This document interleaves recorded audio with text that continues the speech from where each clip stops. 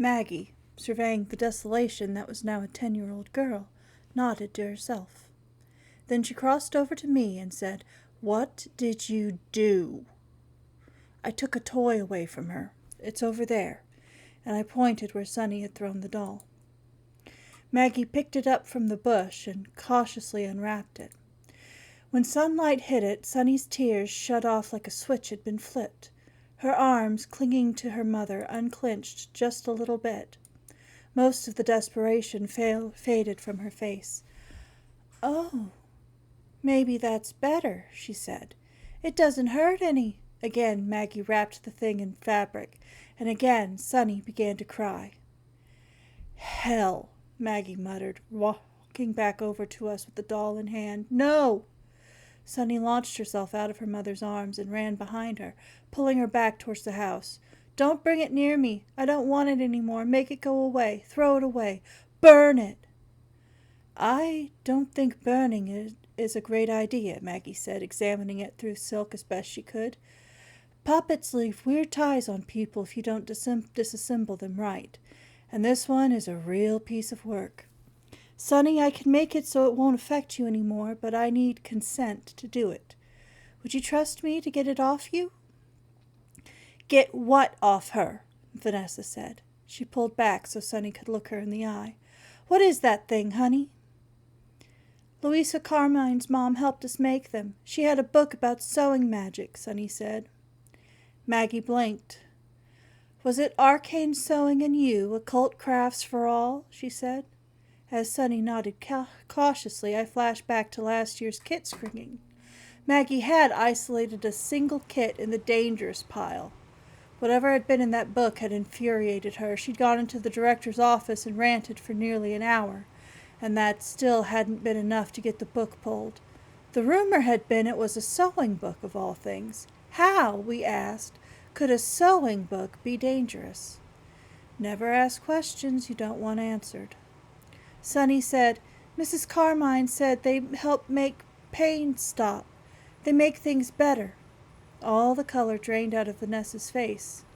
"Sonny, I told you not to go to the Carmines any more." "I asked you last week and you said yes. You said yes anything, just go away. So I went." Vanessa rubbed her eyes, her jaws tight and bloodless as she worked through cable-tight emotions. "Who are the Carmines?" Maggie said. "Louisa was, I should say, Sonny's best friend. Last summer, CPS started paying a lot of visits to the Carmines. I figured it was just Mrs. Carmine's ex, being a pest. He hasn't been okay with her remarrying. But right before Leo died, we heard a rumor that Mr. Carmine was," she glanced down at her daughter, "selling pictures he shouldn't, of minors." She paused, swallowing repeatedly as the sun spilled down over the pair. "I just let her go to a sleepover with them." "I can't believe—" Maggie touched her shoulder, comforting. "All right, one nut at a time. Let me get the poppet disassembled so it can't do anything else to your girl." I didn't think Vanessa Strauss deserved that extra bit of comfort, but I guess that's why Maggie was my superior. Screaming at a mom neglecting her kid out of grief wasn't going to solve anything. Getting Vanessa back on board with parenting, that was the best thing we could do for Sonny. It wasn't as satisfying, but satisfaction wasn't the point. If all I had to do was bite my tongue, then maybe I could just suck it up and get used to the taste of blood. The house was Yuki's. The kitchen was Maedra's, and her spice stash was rather impressive. Maggie whistled as she borrowed containers.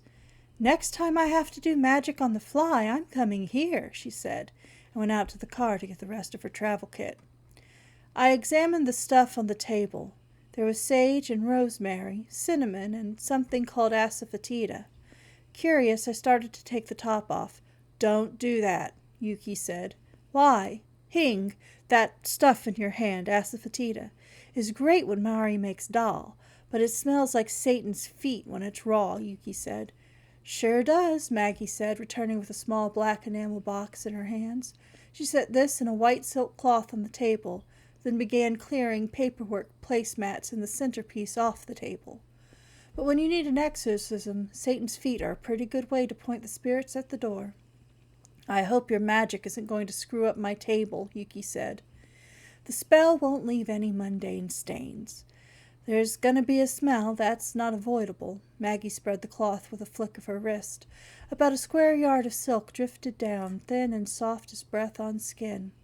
There was a very simple design on it, a pentacle in a quartered circle. The silk will contain what doesn't dissipate. It's going to be a cleansing ritual anyway, but okay, I'll take your word for it. Mari, I'm going to take the kids to Cole Park. Call me when all this is done. And with those words, Yuki left. Quickly. Maedra shook her head, rubbing the back of her neck as she did. Sorry, Mags. She gets like that. Point blank refuses to talk about it. I think it involves her family. I'm not offended. Maggie had moved to her wood workbox. She opened it, revealing the warm glow of good wood and the smell of orange oil. Each object was wrapped in black silk. She took them out one by one. A small-handled knife, a bell, a wooden stick wrapped in ribbon. Tiny candles. Can you measure out a length about 3 feet long? She tossed a spool of ritual thread to Maedra. If Yuki survived a kami encounter, I'm the last person to be critical. On orientation, Maggie teaches proper terminology to the newest members of the fluffy intern pool. Witches, she explains, are mages, but not all mages are witches. Mage is short for hand for magic user, and someone wanting to address all magic use ought to use the term magecraft as a definition. And witchcraft is in most forms of magical manipulation. A spell isn't much more than a prayer with props. That does not lessen the enormous power such an action can have. Magery is about focusing and executing an intention. The tools a mage uses are, in part, symbols chosen to better focus that intent. Magic comes from within and without, is channeled through tool and word and thought. And while all of that went way over my head like a sparrow on nitrous oxide, it made Maggie one of the more terrifying people to annoy. Maggie focused intently, burning herbs in a small censer, flicking water about the table in the room. At one point she guided Sunny to a chair and sat the child down, then walked the circle 3 times, once with a knife, once with water, and once with her censer.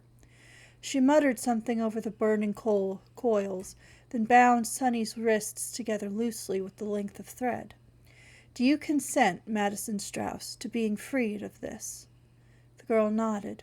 Her mother, when asked the same question, also agreed. Maggie wound the binding threads around her fingers.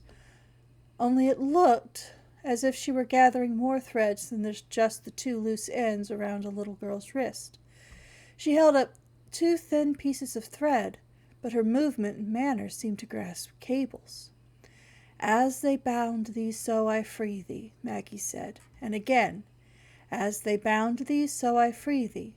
She said it once more, as they bound thee, so I free thee. And then, with an abrupt motion, she cut the thread straight through. One could argue that it looked rather silly. Power doesn't always address the world from the throne of respectability. The strong stuff has no problem getting in the dirt with the rest of us. Maggie re-walked her circles in the opposite directions, then sliced through the empty air. She put the knife away as one would set down a mop or broom. Then, businesslike, she went to the object and ripped the covering silk from its small body. Madison stared at it, pain and hate on her face. Then she turned to her mother and burst into tears a second time. It's gone. Get it away from me. It's gone. It's gone. It's gone.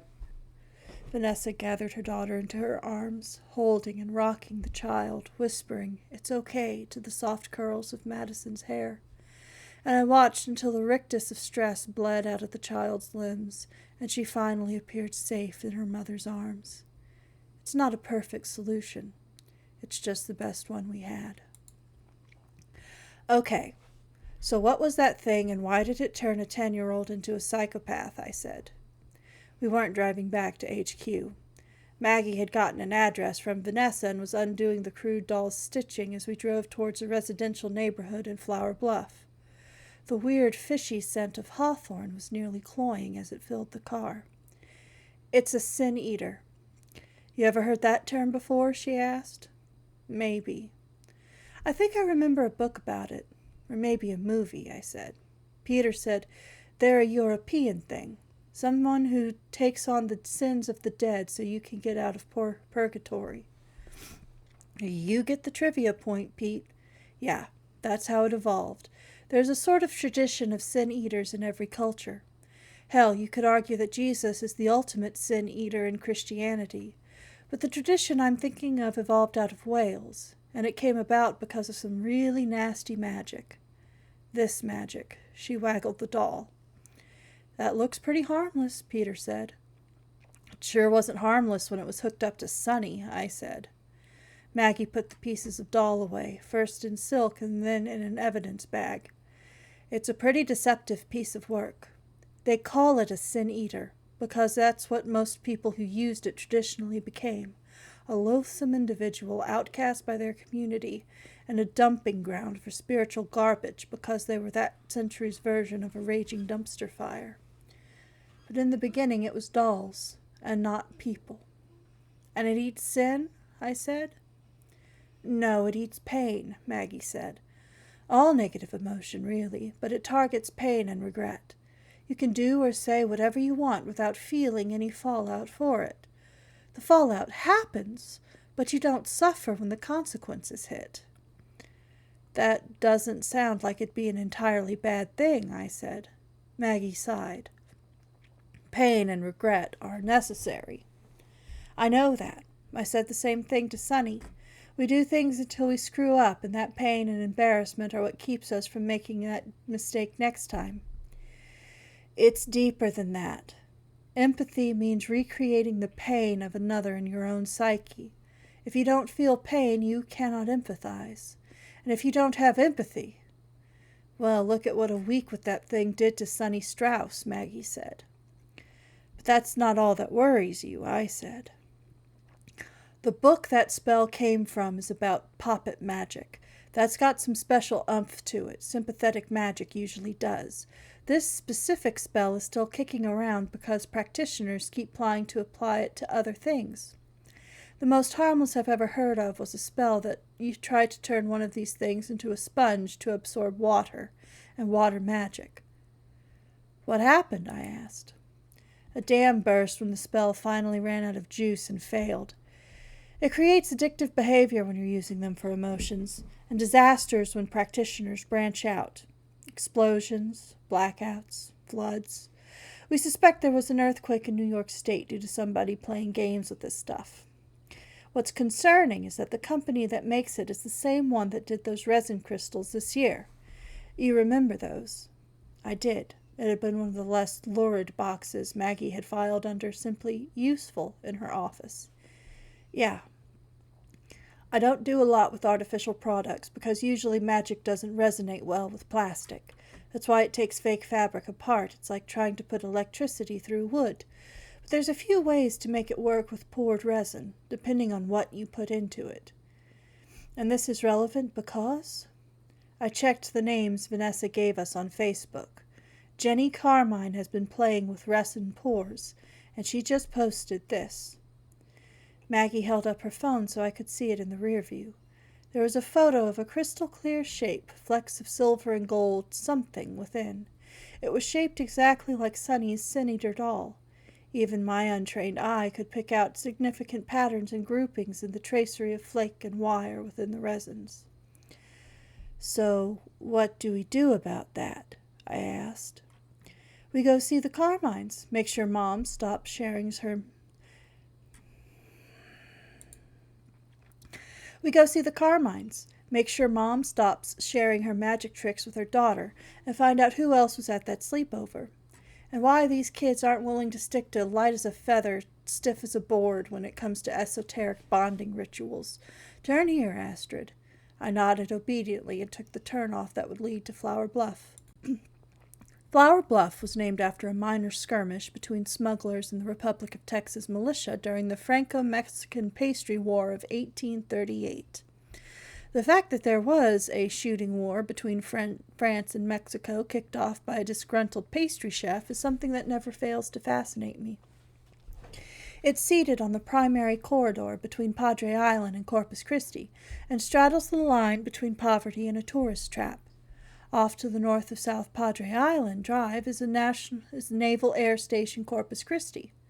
We had a client out here, an enlisted Fey man who was married to a ghost and who had some marital difficulties over the 4th of July weekend a few years back. The only thing I found more notable than the insanity of his romantic life was the sound of the Blue Angels practicing overhead. The Carmine family lived in a yellow two-story on the southern side of SPID, beside a frighteningly narrow piece of fragile oceanside asphalt. It was more repair than road, squiggly tar lines and blocky patches running from sun-faded gray to fresh new black. Evidence of washouts lay beside the fresher pieces. It was a testimony to tenacity I would appreciate more if I weren't white-knuckling my way down its surface. We pulled up the driveway.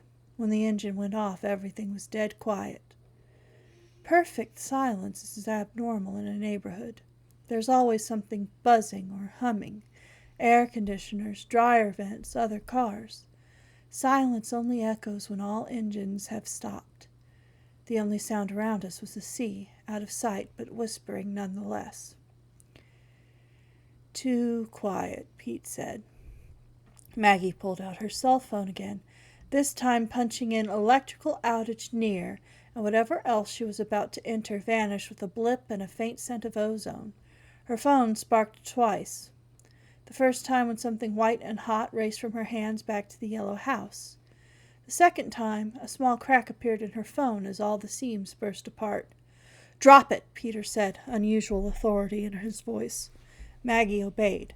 A second later, a bolt of plasma erupted from where the battery had been. Sparks shot out as flames blackened the Carmine's concrete drive. It didn't last long, but the heat was immense, and I thanked whatever deity supervising us that we'd still been on the driveway. This was South Texas. It hadn't rained for a month and a half. "Was that magic?" I said. "Yeah, on top of a lithium battery." Maggie held up her hand. It was burned across the palm, with a second patch of reddening skin running up her arm. "Something ripped the charge out and fried the battery in the process. I bet it's whatever got the power off for this whole block." "There's a chance it isn't the Carmines," I said. My two friends gave me the tag team "Are You Serious?" special, because if it wasn't the Carmines, we were going to have to canvass the entire neighborhood to find a new threat. Plus, the odds of two bad magic bombs going off at the same time were relatively low. Besides, I'd seen Mrs. Carmine's resin sin eater. Now we had a good idea of what it had been eating. We walked up to the house. Peter and I, the perpetual partners, stayed close to each other. Maggie started up the walk shoulder to shoulder with us, but decided halfway up to discreetly step to one side. "What, you think somebody's going to shoot at us?" Peter said. She shrugged. I knocked on the door. A little girl answered. Immediately I thought of the child from The Bad Seed. She was very blonde. Her eyes were a strange and shuttered brown, and her hair was in two braided pigtails. But the resemblance vanished as I got a second look at her. The pigtails were old, hair escaping in large chunks. The shadow of an old bruise lay in the hollow of one cheek. There was none of the impish wildness I had seen in Sonny Strauss. Instead, there was a wariness like a trapped animal. She's afraid and trying to hide it. "Who is it, Louisa?" a woman shouted from inside. The girl flinched.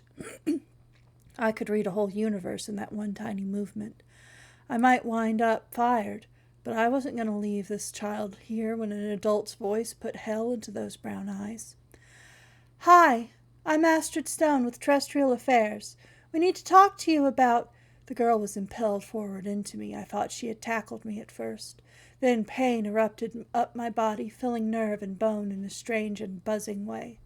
Everything was white-hot, electric. It blanked out sensation, filled my nervous system with white noise. It flashed across the doorway, broke the door in half.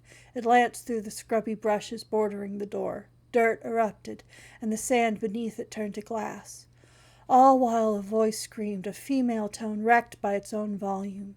Louisa twitched across my supine body, jittering so hard I was afraid for her teeth. My own limbs felt numb and unstrung. Warmth flowed from my nose and one ear. I was pretty sure I was bleeding.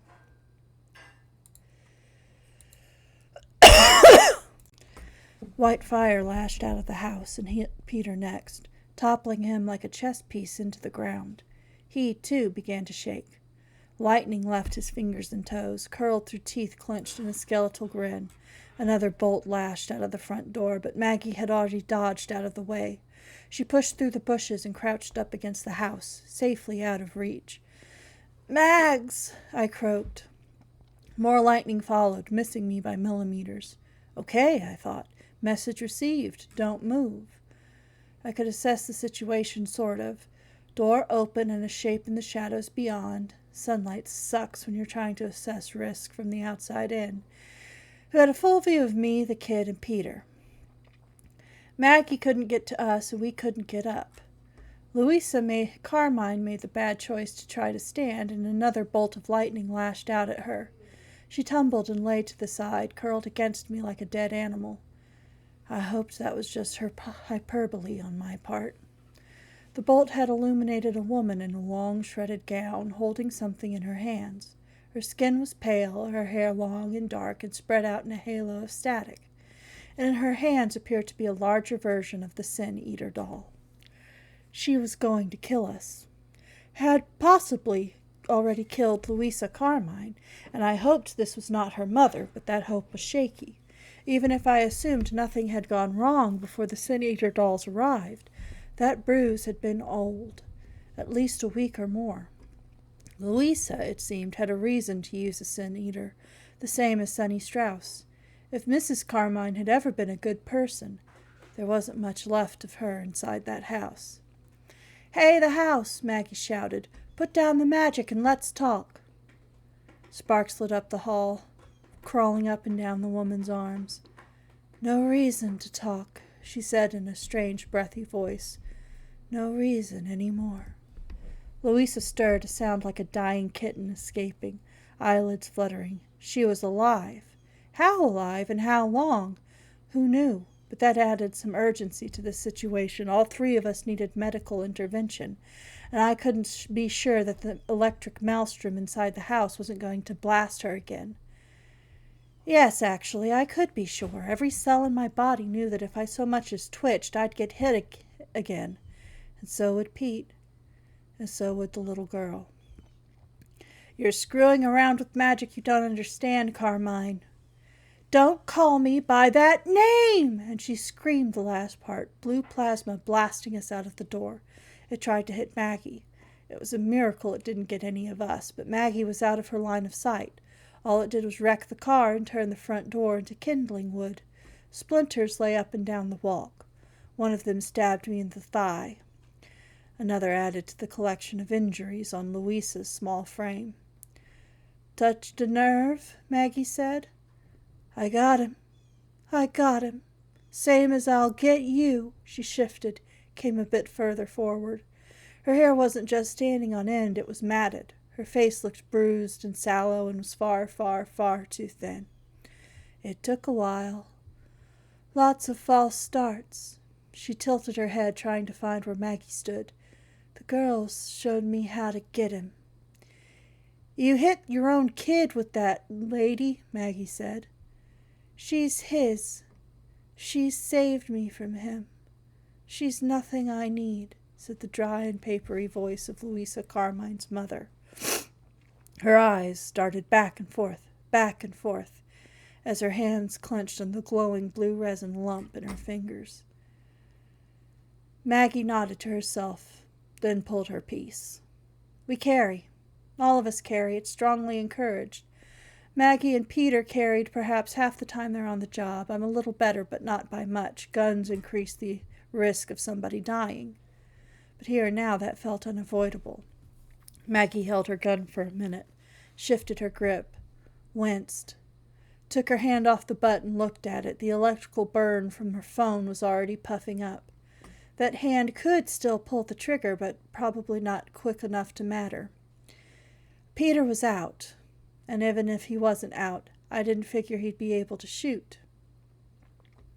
While I had my gun on me, it was tucked into the back of my pants.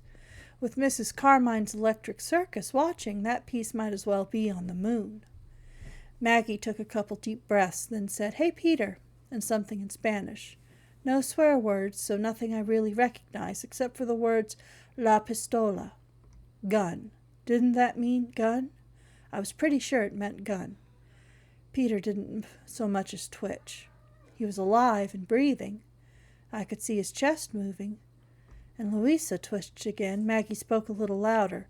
"Speak English!" screamed the woman in the house. Lightning flared around her, illuminating the door wreckage. It died. In a much smaller voice, she muttered, "I don't like what I don't understand." And then Maggie looked at me. We met each other's eyes. Whatever was about to happen, she had apparently decided I was it. She repeated the phrase to me, something something la pistola. Why had I wasted so much time not learning Spanish? Pinche estúpido. Pinche gringo. Maggie flipped the gun around, pinching the safety back on before looking at me intensely. She wasn't going to fire it. She was going to throw it. To me. Okay. To that self-same overworked guardian god supervising this fiasco, I made a solemn vow. Get me out of this, and I'll spend the next year with the second language app. Please God, don't let my monolingual tongue be what botched this past salvation. Time and my awareness both narrowed to the black shape in Maggie's hands. "Lady, I'm going to step out. When I do, we need to talk about this. Witch to witch, all right?" Maggie shouted. Silence. A giggle and an expression like a gremlin plotting. "I guess I am a witch. I'm a witch. I'm a witch." She kept repeating witch until it blended with hysterical laughter. Then she said, "Okay. Come out, wherever you are. Let me see the whites of your eyes." Maggie took a deep breath and walked forward, and in the same motion, smooth as silk unfolding, she tossed her gun in a soft overhand towards me. The woman, Mrs. Carmine, focused on Maggie, the electric blue fire unfolding from the doll shape in her hands. The glow ran through Mrs. Carmine, hot across every vein and nerve in her arms, lighting her up from within like a novelty lamp. Her eyes glowed with the power she wielded. The lightning reached Maggie just as the gun reached me. Cool weight, reassuring and solid, and I had to be fast. I let instinct ride me, not thought. Thinking was what got me into trouble. My hands worked the thing from memory. Safety off, round in chamber, hold up gun, brace, aim. Fire. I did not aim for Mrs. Carmine. I aimed for the electrified object in her hands. The clear resin shattered, and the unleashed lightning hit Mrs. Carmine with the force of a Mack truck. She was flung backwards into a kitchen island. The power she had wielded traveled up every bone. I could see, for one horrifying moment, the outline of the woman's skeleton in hot white plasma fire. She fell backwards, stiff and unyielding. Glass shattered from the force of impact. The fragments hung midair for a span of heartbeats. Then they spun around with a white corona and hit the ground with a dull plastic thud. The light within the pieces of resin flickered twice, then went out. Silence clear as breathing echoed around us. Then, with a stuttering growl, electric motors all around us began to come alive. I was the only adult capable of moving. I went to Maggie first, checked pulse. She was fine. Her eyes blinked open, and she pushed herself back into a sitting position. "Check the kid and her mom first, Astrid," Maggie said. I obeyed. Louisa Carmine whimpered again, but her pulse and breathing were both steady. Long, nasty burns, some of them older than they should be, traced along her arms, neck, and back. But she would keep for a few minutes more. Maggie had reached Peter, and I stared at her for a few long seconds, terrified. These were my friends. They were both my friends, and in this moment the possibility of absence loomed large. Maggie's shoulders slumped, and I felt the first scream start to rise in my throat. Before I realized the motion was relief and not sorrow. She jerked her head at Mrs. Carmine, then nodded. Peter was okay. The Carmine house smelled like cooked meat, strangely sweet, nearly like pork.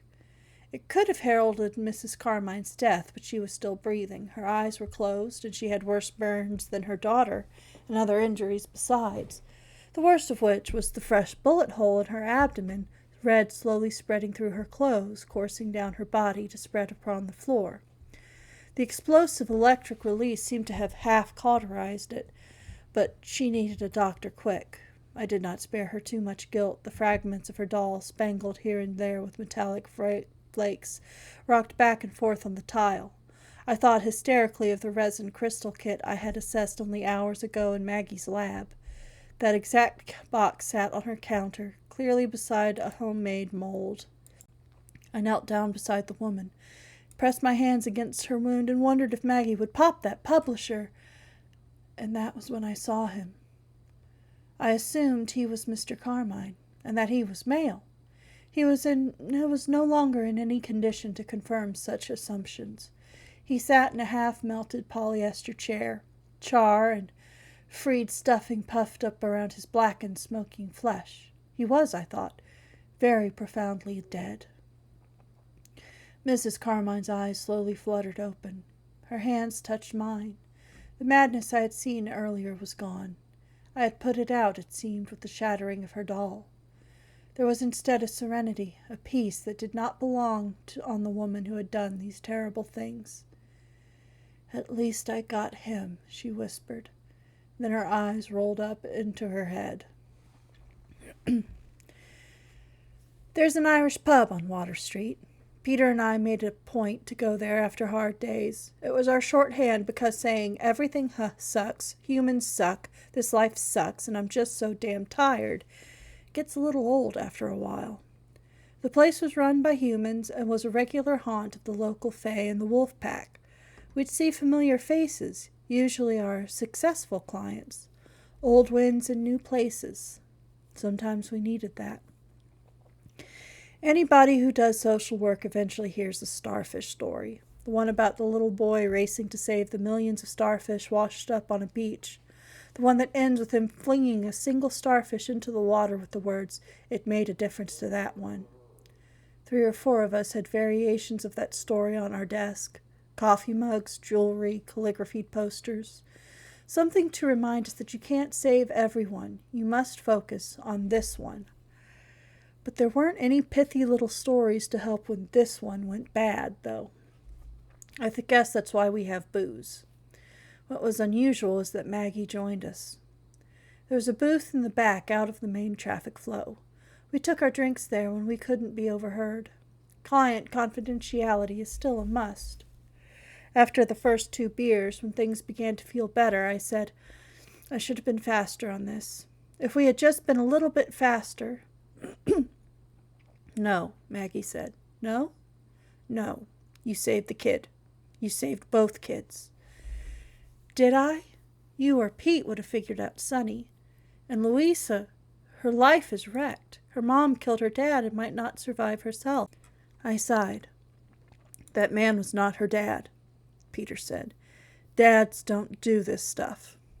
This was true. CCPD had tried to dodge this bullet, telling us exploding electric resin dolls were our business, not theirs. It took Maggie calling our one friendly officer, Matt Baker, and describing the things we found in Morris's office. Morris Carmine's, that is. We couldn't take any pictures of any of it, not without being arrested ourselves. Most of it involved Louisa. The news was starting to talk about the biggest CP bust in state history. Louisa didn't tell us about that part. What she had told us was bad enough. This child had desperately tried to shield her mother from her father and believed wholeheartedly that she was at fault for what both adults had done, that she had failed. The idea that her parents had failed her, did not occur to her even once. I could only hope and maybe pray that she would find that idea later. Mrs. Carmine had begun experimenting with magic. She had given her daughter and her daughter's friends the Sin Eater spell, and when she saw it work, she began experimenting further. Somehow she had expanded the spell from human emotions to ambient electricity. She had blown every fuse in her house, charging up her resin sin eater. Then she had murdered her husband. The only question I had is if she had been about to rescue her daughter or turn her new toy on the traumatized kid. Would it have been any better if we had saved Morris Carmine? Maggie said, then looked specifically at me. I know the knee-jerk answer is yes. I know you, Astrid. You just want to save everybody. I just feel you could have killed Mrs. Carmine, too. You had the shot, and it's a lot harder to hit than the doll, Peter said. I worked on instinct. I'm not sure what I would have chosen if I'd had longer to think about it. I looked at the bubbles in my beer. The light turned amber within. Small beauty. I wanted to win. This just feels like I stumbled into a hornet's nest and ran away. That's the job. We just watch for hornet's nests. It'd be nice to get all the details and a heads up beforehand, but we don't. You don't do this job to your satisfaction, Stone.